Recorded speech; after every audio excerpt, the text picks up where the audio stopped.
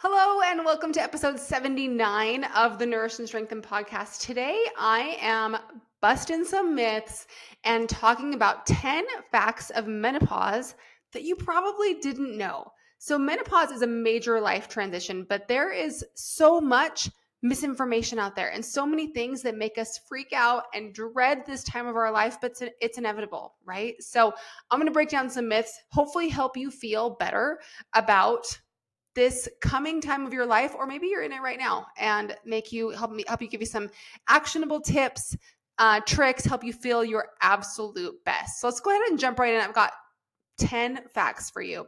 Fact number 1 is menopause is not just about hot flashes. Whenever you hear about menopause, the jokes are the sweating, the hot flashes, the wet sheets, changing your clothes, that kind of thing, right? And hot flashes are very common, but menopause can also bring about brain fog, joint pain, anxiety, heart palpitations, skin changes. But every woman's experience is unique. So the bright side I want to paint here, because you're probably like, wait a minute, you just told me that you'd make this not seem so bad, is that everyone's experience is different. Some people will feel a lot of those things. Some people will feel none of those things.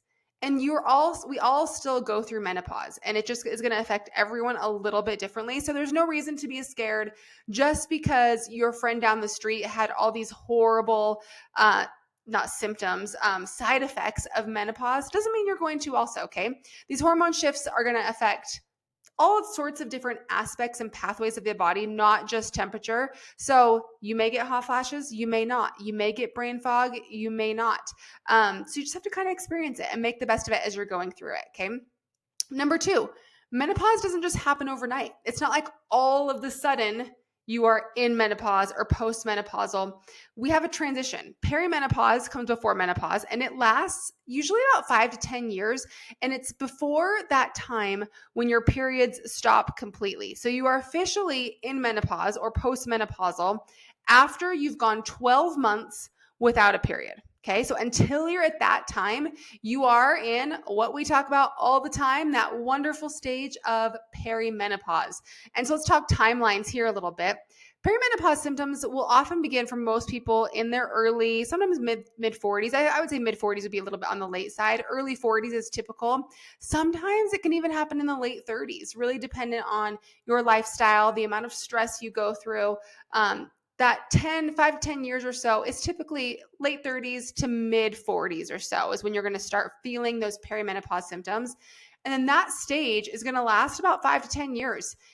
And you are officially in menopause when you have gone 12 months without a period. Okay. Fact number 3 is weight gain is not just about your metabolism slowing down. So you might feel like, oh, everyone in perimenopause or as they're postmenopausal gains weight. First of all, that's not true. There is a lot you can do to prevent that weight gain and to stop it if you're in the middle of it. And it's all hormonal. It's not just about your metabolism. So estrogen is going to play a role in where your body stores fat. So you might have heard people say, I've never had this stubborn belly fat until now. So as estrogen lowers, our weight and where we store that weight can shift, and it can shift to the midsection. That's a little bit more common. As estrogen lowers, you're going to have a little bit more fat around your midsection, where maybe you used to carry it more evenly overall, or in your lower half or something. Insulin resistance can also make you gain weight, right? And also stress and high cortisol can contribute to stubborn weight. But there's things you can do about it. All the things that I talk about here on this podcast, things we do in our coaching program. I also have a freebie for you guys that I'm going to link in the show notes. It's called my Perimenopause Playbook. It goes over exactly what to do to combat these hormone changes with regards to the weight gain, okay? So yes, estrogen going down, insulin resistance increasing, cortisol levels increasing, all of this can affect how we store fat. And it's not just your metabolism that could be slowing down. But again, check the Perimenopause Playbook and listen to my other podcast episodes because there's so much you can do about this, okay? Number 4, this is an interesting one. You can actually still get pregnant during perimenopause. How many of us, by raise of hands, have that one friend, or we know somebody who's like, I got pregnant at 45 and I was not planning on it. And it was a surprise. And I had no idea. I thought I wasn't really having a regular period. Actually, when ovulation and your periods become even more irregular in perimenopause, it can be harder to track your cycles, right? And so you can get surprised. It's absolutely possible. So a lot of times people will think, oh, my cycle is more irregular, so I'm not going to get pregnant. Not true. Not true. Okay. Fact number 5 is low estrogen is going to affect more than just your reproductive health. So a lot of people, doctors, people will just say, okay, as estrogen lowers, your chances of getting pregnant will go down, right?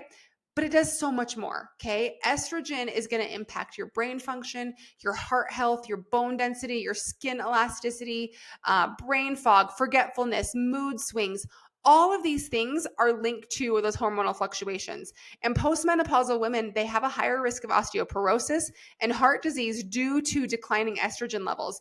And if you find doctors through the Menopause Society or doctors who specialize in the menopause transition, you will hear them talking about this more and more, and the benefit of hormone replacement therapy. So I would encourage you, it's hormone replacement therapy does not just help things like, weight management, things like that. It's going to help your actual health, your heart health, your bone density, your brain. So I would encourage you to seek out a doctor and see if it's a good fit for you. Fact number 6, menopause can affect our gut health and our digestion. This is absolutely true. Many women in perimenopause and going through the menopause transition will have new episodes of bloating, constipation, maybe new food intolerances they're experiencing. And it's because the estrogen and progesterone fluctuations, they're going to influence your gut motility and your gut microbiome. So what do you do about this? Support your digestion with a lot of water, adequate hydration, getting enough fiber, probiotics, with your nutrition, making sure you're eating a wide variety of colors in your nutrition. So fruits and vegetables that are red, orange, yellow, purple, green, a variety of colors every single day.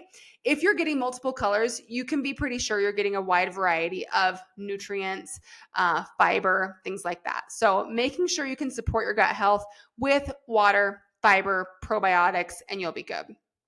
Fact number 7, your sleep could change dramatically. Okay, dramatically.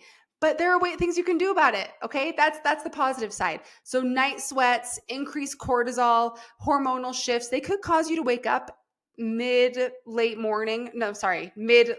night, like between 3 and 5 a.m., like in the middle of the night to towards the end of your night, waking up early, because melatonin production is actually going to decrease as we get older, and cortisol is going to increase, and can kind of, that bell curve where it's higher during the day and lower at night can sometimes get flip-flopped as we get older, and our progesterone and estrogen fluctuate and then eventually drop off. So creating a very sleep-friendly environment, turning down your lights in the evening, relaxing before bed by, maybe reading a book or taking some deep breaths, taking a bath, doing something to kind of turn your brain off can really help with your sleep as you go through this transition. Fact number 8, menopause can cause muscle loss. Okay. And it's not necessarily just menopause and that transition that can cause it, but oftentimes it is the slowing down that comes with this stage of life. Okay. Maybe we are not working as much, we're not running kids around as much, or maybe we have less time to dedicate to walking, exercising, things like that. It's typically more our lifestyle that changes around menopause that causes this muscle loss, and that can kind of exacerbate some of the other symptoms you may be having. So, but it's easy guys to fix this. Strength training is really, really important to help prevent that muscle loss and maintain a healthy metabolism, and also getting adequate protein, really, really important. So if you are strength training and if you're getting enough protein, you will probably be fine, and likely your metabolism will keep burning for you and you'll be able to keep your muscle mass, which is great. Fact number 9, your skin and hair will change. Okay, as we get older, we're going to lose some collagen, which is going to lead to thinner skin, more wrinkles in your face, possibly more dryness in your skin. It can cause your hair to thin a little bit as you get older. So, what do you do about this? Staying hydrated, including plenty of healthy fats in your diet and collagen boosting foods. Possibly even taking a good collagen supplement. Transform has a collagen supplement that I absolutely love. The collagen they use is super high quality, and the fruit punch flavor is amazing. I absolutely love it. You get 20 grams of protein in a cup, and it tastes like you're drinking like the yummiest fruit punch ever. It is so, so good. So I recommend that one for sure. Discount code TrainerLindsay10 if you want to try it.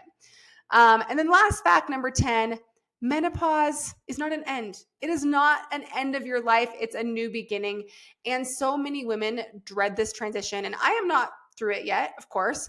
But from what I hear, guys, women who go through this and they have a good attitude and they have a good experience, they say that life is fantastic on the other side. From what I hear, you are less concerned about what other people think. You are more empowered, you're more confident, and it can be a time of just really focusing on self-care, building a stronger you, right? These mindset shifts. Maybe you're coming off of spending years focusing on having young children and just a different stage of life, right?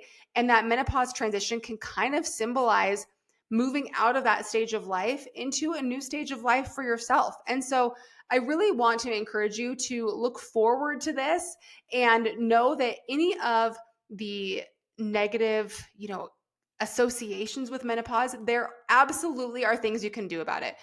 Things, holistic measures like making sure you're getting enough sleep, making sure you have adequate nutrition and workouts, but also working with a practitioner on menopause hormone replacement therapy is a great thing to do as well if your doctor thinks it's a good fit for you. So hopefully that was helpful for you guys. I want to direct you to the show notes where I have a link to my free perimenopause playbook that's going to help you guys with more of that lifestyle, nutrition, exercise piece. Hopefully you guys can download that and you enjoy it. And I will talk to you guys next time. Bye-bye.